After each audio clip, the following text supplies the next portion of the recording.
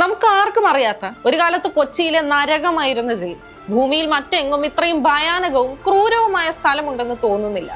പണ്ട് നമ്മുടെ കൊച്ചി നഗരത്തിൽ വലിയൊരു നരകമുണ്ടായിരുന്നു. അതിലേക്ക് ഇറക്കപ്പെടുന്ന മനുഷ്യർ ഈ ഭൂമിയിലെ ഏറ്റവും വലിയ കൊടിയ പീഡനങ്ങൾ അനുഭവിക്കേണ്ടി വന്നു.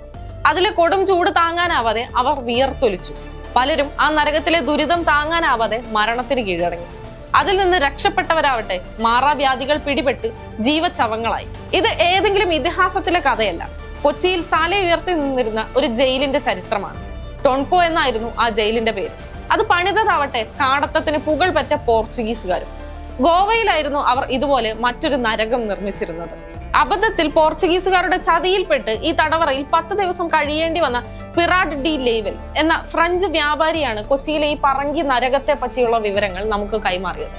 കോഴിക്കോട് സന്ദർശിക്കാൻ വന്ന അദ്ദേഹം സന്ദർശന ശേഷം കോഴിക്കോട് നിന്ന് തിരികെ ജന്മനാട്ടിലേക്ക് ഫ്രാൻസിലേക്ക് മടങ്ങാൻ അങ്ങോട്ട് പോകുന്ന ഡച്ച് കപ്പലിൽ കയറാൻ തുറമുഖത്തെത്തുമ്പോഴേക്കും പിറാറിനെ കാത്തു നിൽക്കാതെ ഡച്ച് കപ്പൽ തീരം വിട്ടിരുന്നു. അവർ അധികം താമസിയാകാതെ കോഴിക്കോട്ടേക്ക് തിരികെ വരുമെന്ന സാമൂതിരിയുടെ ഉറപ്പിന്മേൽ അദ്ദേഹം 8 മാസത്തോളം അവിടെ കാത്തിരുന്നു. എന്നാൽ ഡച്ച് കപ്പൽ എത്താതായതോടെ മനസ്സില്ലാ മനസ്സോടെയാണെങ്കിലും ഒരു പോർച്ചുഗീസ് കപ്പലിൽ യാത്ര തിരിക്കാൻ അദ്ദേഹം തീരുമാനിച്ചു. അവരുടെ സ്വഭാവം പിറാറിന് നേരത്തെ അറിയാമായിരുന്നു. എന്നാലും മറ്റു മാർഗങ്ങൾ ഇല്ലാത്തതിനാലാണ് അദ്ദേഹം അവരുടെ കപ്പൽ തിരഞ്ഞെടുക്കേണ്ടി വന്നത്. ആ യാത്രയാണ് അദ്ദേഹത്തെയും കൂടെ ഉണ്ടായിരുന്ന 2 ജസ്റ്റ്യൂട്ട് പാതിരിമാരെയും ടോൺകോ എന്ന നരകത്തിലേക്ക് എത്തിച്ചത്. ഫ്രാൻസിലേക്ക് കൊച്ചിയിൽ നിന്നുള്ള പറങ്കി കപ്പലിൽ പിറാറിനും സുഹൃത്തുക്കൾക്കും പോകാമെന്ന് കോഴിക്കോട് വെച്ച് കണ്ട പറങ്കി കപ്പലിലെ നാവികർ അവരെ ധരിപ്പിച്ചത് പ്രകാരമായിരുന്നു അദ്ദേഹവും പാതിരിമാരും അവരുടെ കപ്പലിൽ കയറിയത്. എന്നാൽ കൊച്ചിയിൽ എത്തിയതോടെ പറങ്കികൾ തനി സ്വഭാവം പുറത്തെടുത്തു. അവരെ അറസ്റ്റ് ചെയ്യുകയും ടോൺകോ നരക ജയിലിൽ അടയ്ക്കുകയുമായിരുന്നു. ടോൺകോ തടവറയുടെ അകം വിവരിക്കാൻ കഴിയാത്ത വിധം ദുർഗന്ധവും അറപ്പും വെറുപ്പും നിറഞ്ഞതായിരുന്നുവെന്നും അദ്ദേഹം വിവരിക്കുന്നു. മുസ്ലിങ്ങൾ, ഹിന്ദുക്കൾ, നാട്ടുക്രിസ്ത്യാനികൾ, ചില കൊടുംകുറ്റങ്ങളിൽ പിടിക്കപ്പെട്ട പോർച്ചുഗീസുകാർ തുടങ്ങി 140ഓളം തടവുകാരെ അദ്ദേഹം അതിനകത്ത് കാണുകയുണ്ടായി. അവർക്കിടയിൽ ഈ നരകത്തിൽ കിടന്ന് മാരക രോഗികളായവർ വരെ ഉണ്ടായിരുന്നുവെന്ന് പിറാഡ് ഡി ലെയ്വൽ സാക്ഷ്യപ്പെടുത്തുന്നു. 42 അടി താഴ്ചയുള്ള ചതുരാകൃതിയിൽ ഒരു ഉയർന്ന ഗോപുരം പോലെയായിരുന്നു ഈ ജയിൽ പണിതിരുന്നത്. മുകൾ നിലയിലെ ചതുരാകൃതിയിലുള്ള സൂത്രവാതിൽ വഴി ലിഫ്റ്റിന്റെ പ്രാകൃത രൂപമായ കപ്പിയും കയറും കെട്ടി പലക വഴി തടവ് പുള്ളികൾ അതിലേക്ക് ഇറക്കുകയും കയറ്റുകയുമാണ് ചെയ്തിരുന്നത്. വെളിച്ചവും വായുവും കടക്കാൻ ശരിക്കും ഒരു കിളിവാതിൽ മാത്രമേ അതിനുണ്ടായിരുന്നുള്ളൂ. അതുതന്നെ ഇരുമ്പു കമ്പികൾ നാട്ടിയായിരുന്നു സുരക്ഷിതമാക്കിയിരുന്നത്. താഴെ ചുമരുകളല്ലാതെ വാതിലുകളോ ജനലുകളോ ഒന്നും തന്നെ ആ നരകത്തിന് ഉണ്ടായിരുന്നില്ല.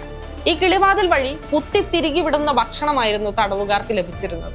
അല്പം ചോറും വായിൽ വെക്കാൻ കൊള്ളാത്ത മീൻകറിയും അല്പം കുടിവെള്ളവുമായിരുന്നു ആ ഭക്ഷണമെന്ന് പിറാഡ് രേഖപ്പെടുത്തുന്നു. കുളിക്കാനും കൈകാൽ കഴുകാനും കുറച്ച് വെള്ളം ലഭിക്കും എന്നതൊഴിച്ചാൽ രാവിലത്തെ ആ ചോറും കറിക്കും പുറമെ ദിവസത്തിന്റെ ബാക്കി ഭാഗങ്ങളിൽ ഉച്ചയ്ക്കും രാത്രിയും ഒന്നും ഭക്ഷണമായി അവർക്കൊന്നും ലഭിച്ചിരുന്നില്ല.